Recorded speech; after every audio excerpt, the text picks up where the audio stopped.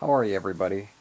In today's video, I'm just going to give you a real brief look at my layout because I haven't really done that. I don't have any projects or anything that I'm necessarily working on, but I wanted to give a little bit of information about my layout and really what I'm planning on doing.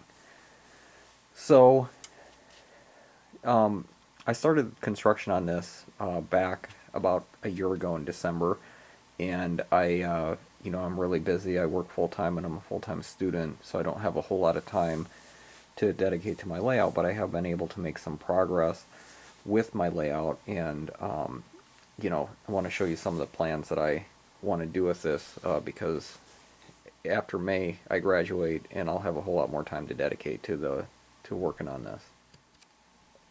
So my layout is 4 by 8. Um, Pretty much I looked at some plans online, but this is sort of a hybrid of one of the layouts that I found online and modified it to what I wanted. But really, what I'm looking to do, this is an Illinois Central layout. It's from, or gonna be from about the late 1980s, or I'm sorry, late to 1970s, early 1980s, and it's primarily going to be an agricultural type theme. So you can see this is a pretty good overview of what my layout's like. I have a couple double runs. I do have an area that goes underneath the layout, and then I have a little bit of a staging yard. So what I have set up now is, obviously I don't have any structures on the layout yet because I haven't gotten that far. I have purchased some kits, but I haven't gotten them to the point where I'm have any time to put them together. But really what I did is I just took some poster board and just really outlined kind of where I want the streets to go. And the main focal point of this layout is going to be a grain elevator, and I'm going to put that pretty much right on the backside of where all the covered hoppers are. And I'm going to get a couple other structures that really just make this look like a typical rural scene. You can see that I have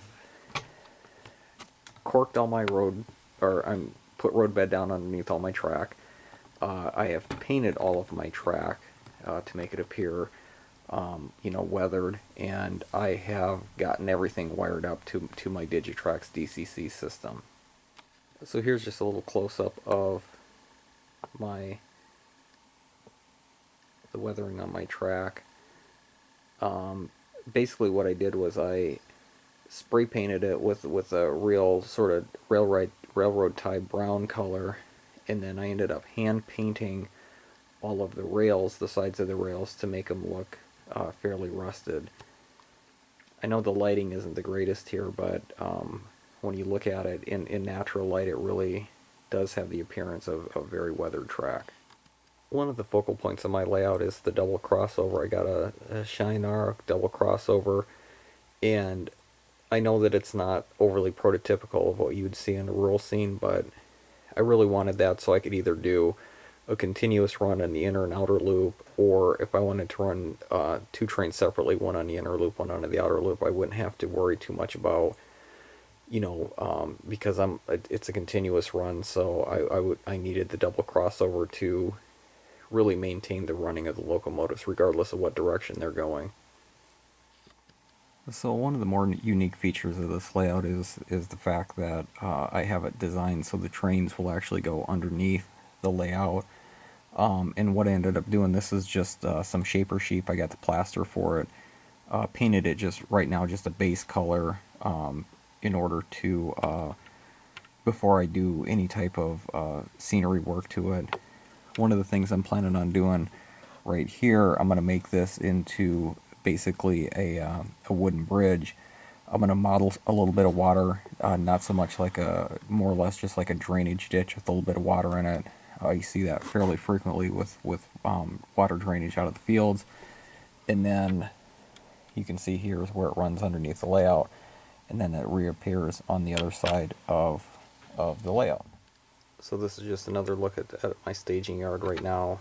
I have quite a few covered hoppers, Illinois Central, but just for a little bit of diversity, I got out a couple of my other freight cars.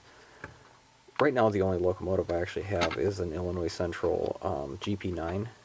This is an Athearn Genesis GP9, and I plan on getting, hopefully Intermountain does come out with their GP10 rebuilds of the GP9 locomotives. Really excited about that because that's really going to be sort of the cornerstone of this layout. So hopefully, right now they say they're supposed to be due out in April, but you know, it's been over a year delay on those things, so hopefully they come out.